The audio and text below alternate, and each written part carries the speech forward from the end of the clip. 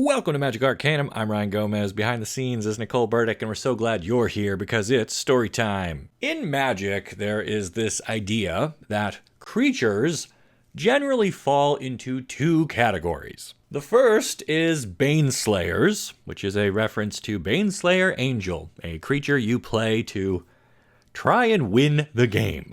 Okay, I know every card you play tries to contribute to you winning the game, but Baneslayer has a ton of useful keywords, and she deals a ton of damage with every attack, so she is usually your win condition. The other category is Mulldrifters, which you play more for their unique skills or abilities, things like drawing you extra cards or making extra mana. Yes, you could attack your opponent to death with a Mulldrifter, but that's probably not why you put it in the deck, right? It's there to be evoked and to draw you cards, and maybe you flicker it and draw some more cards, whatever. The core idea here is that some creatures help your deck do things, and some creatures help your deck win the game, and those can overlap. But generally, your strategy will want one over the other. Which brings me to the question. Can we make a Baneslayer out of Mulldrifters? There are a lot of creatures in Standard right now with interesting effects and useful keyword abilities. If we could just combine them somehow, we could get the best of all worlds. So let's do that. It all starts with this guy, Urborg Scavengers from March of the Machine, The Aftermath. A 3-mana 2/2 might not look like much, but we are going to feed him some real tasty creatures and grow him into our own Baneslayer Angel. That's because the Scavengers say whenever they enter the battlefield or attack, exile target card from a graveyard. Put a 1/1 counter on Urborg Scavengers. And then it has flying as long as a card exiled with it has flying, and the same is true for First Strike, Double Strike, Death Touch, Haste, Hexproof, Indestructible, Lifelink, Menace, Reach, Trample, and Vigilance. For example, if we have this Deep-Cavern Bat in our own graveyard, then the Scavengers come in as a 3/3 with flying and lifelink that will continue to grow on every attack. And the Bat is good enough to play on its own anyway. We're not making our deck worse just putting this in there. We just need a well-stocked graveyard to continue feeding the Scavengers, and the trick is to not play bad cards just to make the Scavengers good. Remember, we are looking for Mulldrifters here, creatures with useful abilities that we then feed to the Scavengers when they have outlived their own usefulness. Deathcap Marionette works really well here. It mills us, which can provide food for the Scavengers, and after it trades with another creature and is in our graveyard, we can feed it to the Scavengers and they'll pick up Death Touch. Ayara's Oathsworn is another good one. I don't mind putting Menace on our Scavengers, and if our opponent doesn't kill her, she'll just eventually grow huge and then find us whatever card we want, and I am happy with all of that. Bloodvial Purveyor. If we can mill this and then feed it to our Scavengers, they'll pick up flying and trample. But even if we just play it, it is a big threat that our opponent has to deal with. Almost a Baneslayer already. And one other thing I should mention. We're not going all in on the Scavengers. We have another way to make Baneslayers, and that is with Eater of Virtue. I love equipping this thing to Deep-Cavern Bat and gaining 3 life a turn. And then if our opponent kills the bat, whoever picks up the sword next also gets flying and lifelink.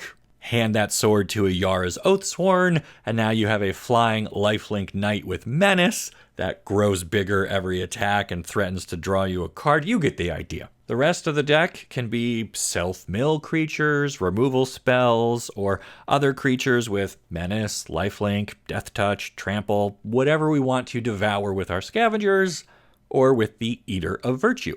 So we just keep passing those abilities up the chain until we eventually build our own Baneslayer and use that to kill the opponent. Now, this is probably one of those weird ones where it's cheaper to make in paper because We do have a lot of rares in here, which eats up your wild cards, but it wouldn't cost a lot to assemble in real life. If you want to check my math, though, you should use TCG Home, the sponsor of this video. TCG Home is a free web-based application that organizes your collection and can track the prices of individual cards. You can also place custom tags on your cards, which I do all the time. That's how I organize my enablers for my ridiculous combos and my key cards that really make a deck work. Again, TCG Home is completely free and runs on any device with a browser connected to the internet. So do me a favor, check them out using my link down below. Then leave me a comment with your pick for best creature to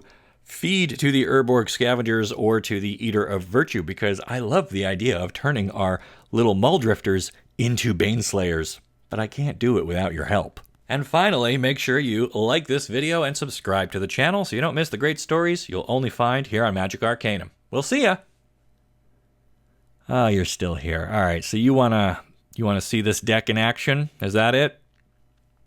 All right. Remember, you asked for this, okay? We've got Gnawing Vermin into Deep-Cavern Bat with some removal and a Preacher and enough lands to make it all possible, so we'll keep it and hope that our Scavengers or our Sword show up soon. Here we go.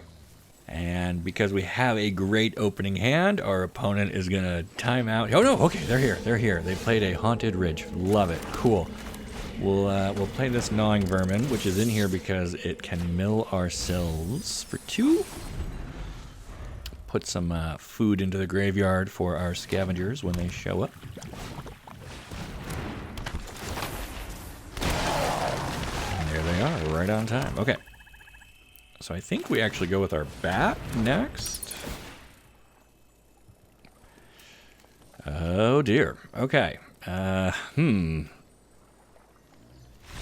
And our opponent just concedes to the Bat because they didn't want us to take any of that away. Well, I guess that counts as a victory, but we should probably try and do it again, right? Okay, so we've got 2 Scavengers and a Purveyor. Not really any enablers here, but the Scavengers are so valuable, I think they're worth keeping. We can open with this Dross Pits, which is in here just because. Our mana base is mostly basic lands. Oh, and a Takenuma, of course. As soon as I start describing the lands, I think there's the only 2 non-basics in the deck. It's like 22 Swamps, a Dross Pits, and a Takenuma. And opponent has Tough Cookie, which is great. We can kill that, and that'll give our Scavenger something to eat here. We won't pick up any abilities off of this. It just grows our Scavengers. Which might be relevant. I mean, if they're on blue-green, is this like Simic Cookies? Simic Artifacts? Okay. Alright, so this Ginger Brood, if we can kill that, we could get haste. Not that we need that, but whatever. Alright, so I think we just start by attacking with our 4/4 Scavengers. They take the hit. And so this is risky. We could play Purveyor. Whenever they cast a spell now, they get a blood token, which grows their Wormlet. So this could backfire hugely. But if they somehow kill this and put it in our graveyard for us, then we get a flying, trampling Urborg Scavenger out of it.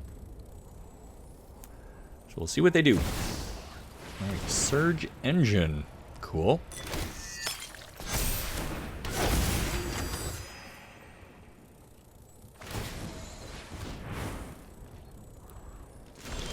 And amazingly, they don't attack. I would have happily traded Purveyor for the Teething Wormlet.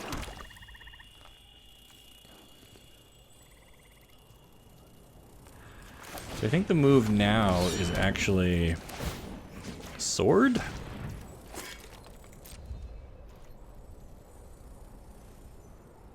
And I think we still attack with both. If they do block Scavengers, we get to still kill a bunch of stuff. And if they just chump block, that's also fine because it's more food for the Scavengers.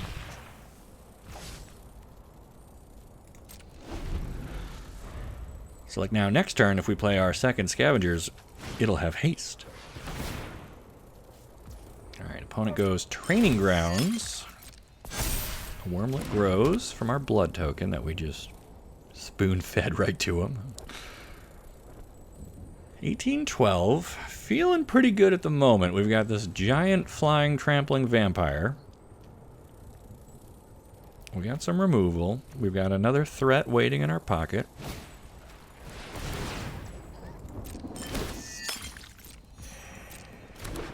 And we have Sir Ginger. Very cool.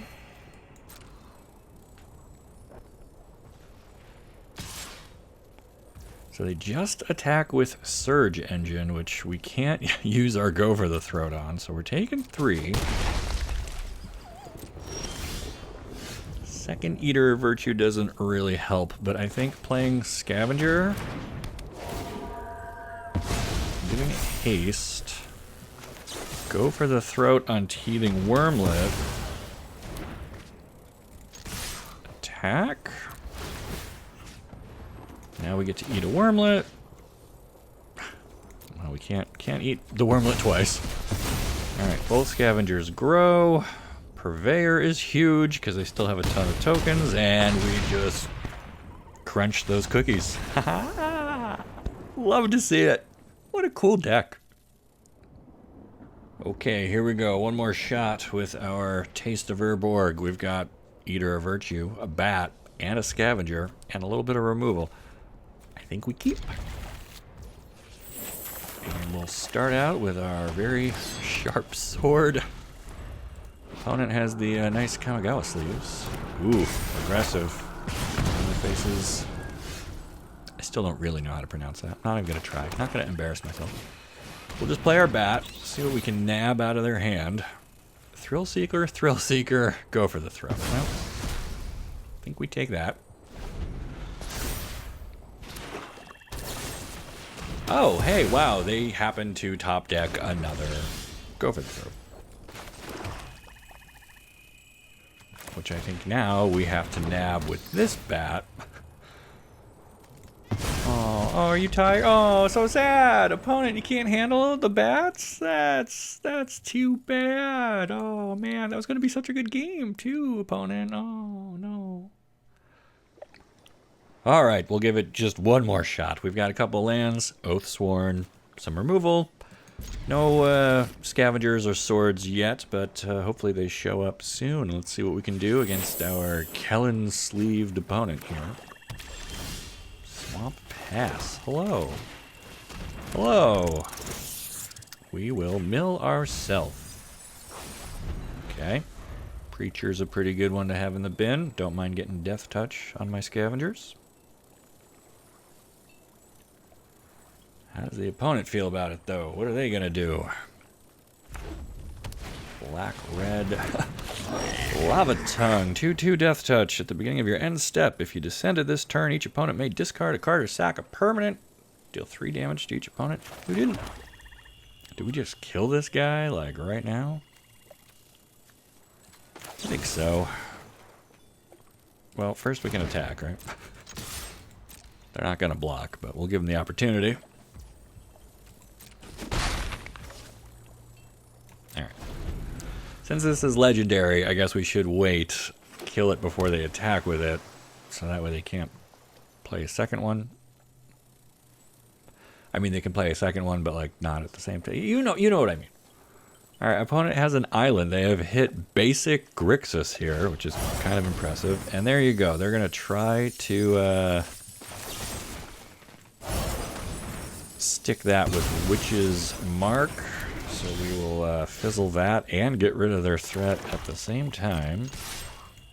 And put down our Oathsworn. And see what kind of removal and stuff they're working with. I And Grixis control with like a Goblin Warlock and a Witch's Mark, and they just tap out for big score. Okay.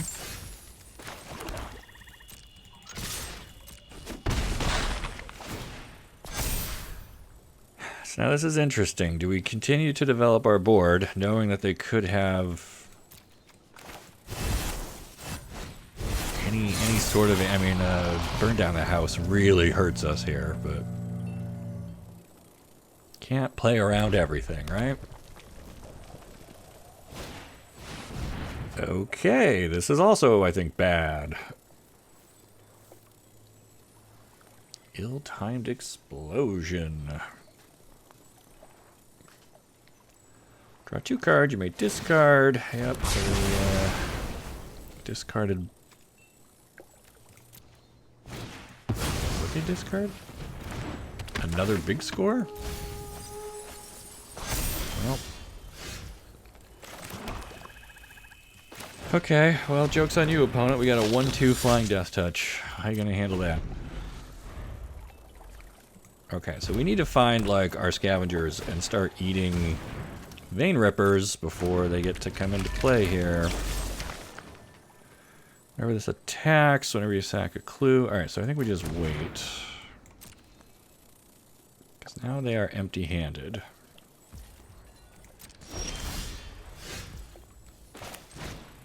Deathcap Marionette, not super great. There goes the sword we really wanted. I guess we put a little clock on him with 1 damage up in the air. We'll keep our Infernal Grasp. Alright, so whenever he attacks, exile a card, then investigate. We don't want to give him that opportunity, so we'll just kill Lazov now.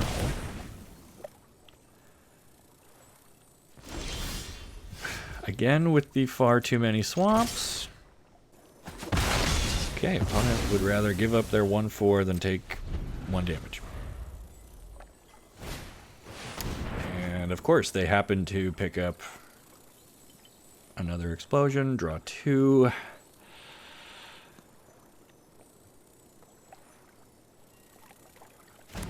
And they're just gonna hold on to those, right? They're not gonna discard something to kill a 1/2. Oh my gosh. Yeah, they're doing the push-pull reanimator thing, and they're holding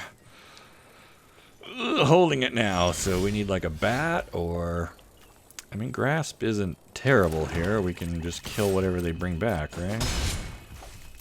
Unless it's Vein Ripper, but even that.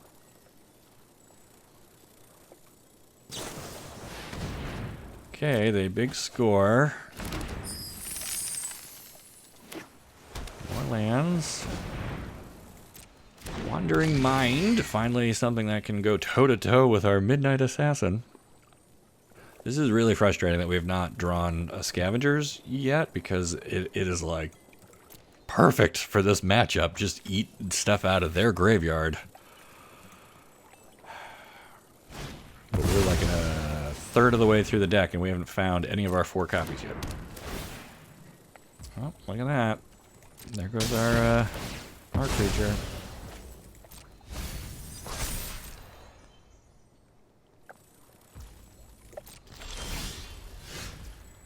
Okay, we'll just hold up some removal here and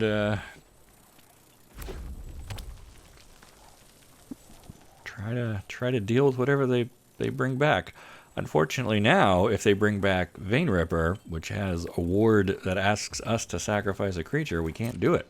So we can't kill that thing.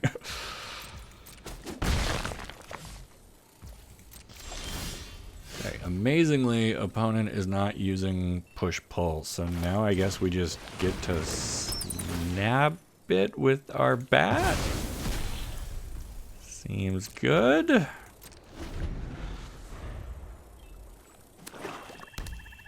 Love it when opponent tops decks a land. That feels wonderful. I think we get Wandering Mind out of here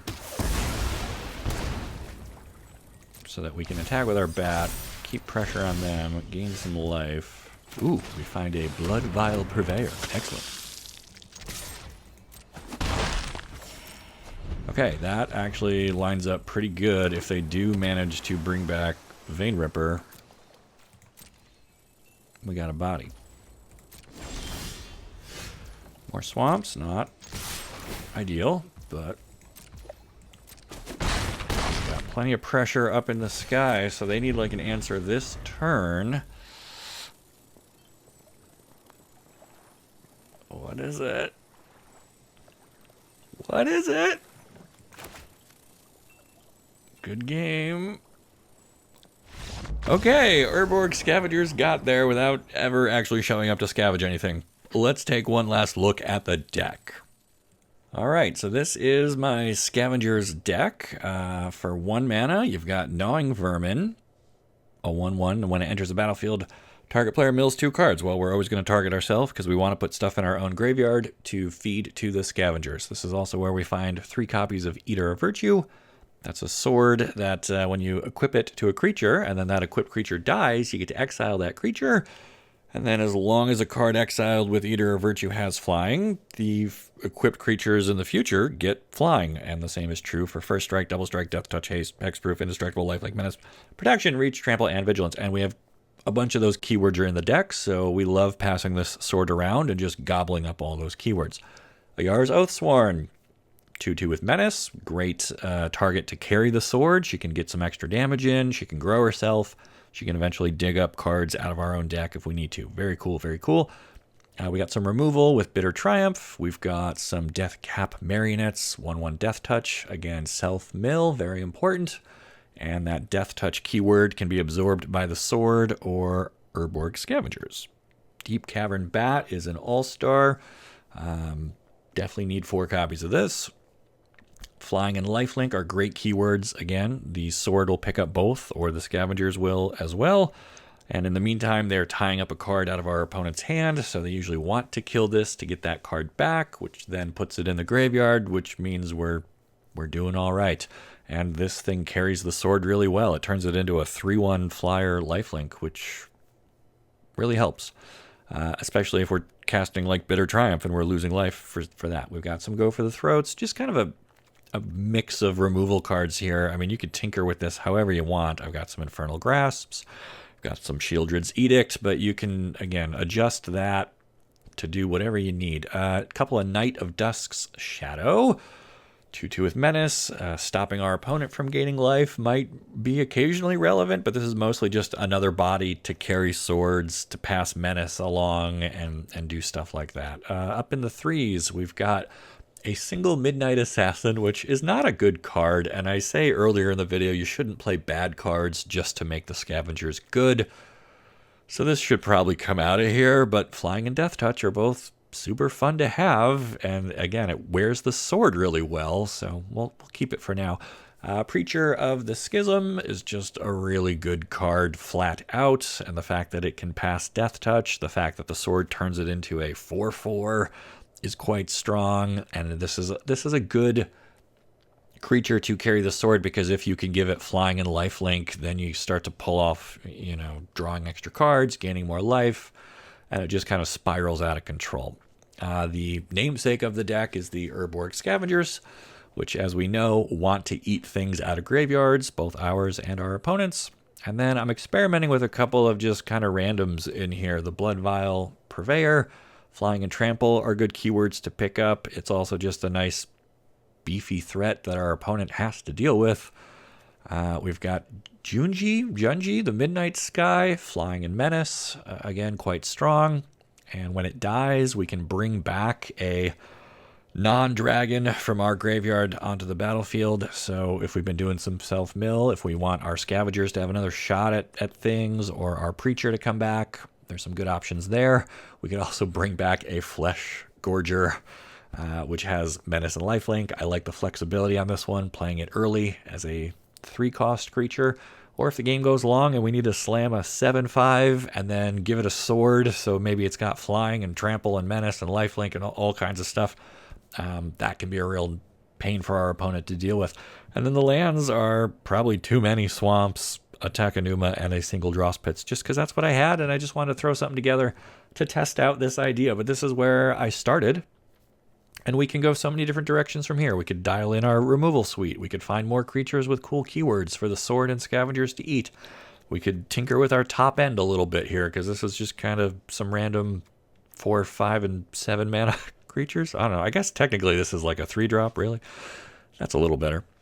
But overall, I mean, I like it. I think it's fun. It attacks kind of on a different angle from what a lot of other standard decks are doing. But I'd love to hear what you think, so leave me your thoughts in the comments down below. Check out my link for TCG Home, the sponsor of this video. And then make sure you like the video and subscribe to the channel so you don't miss the great stories you'll only find here on Magic Arcanum. We'll see ya.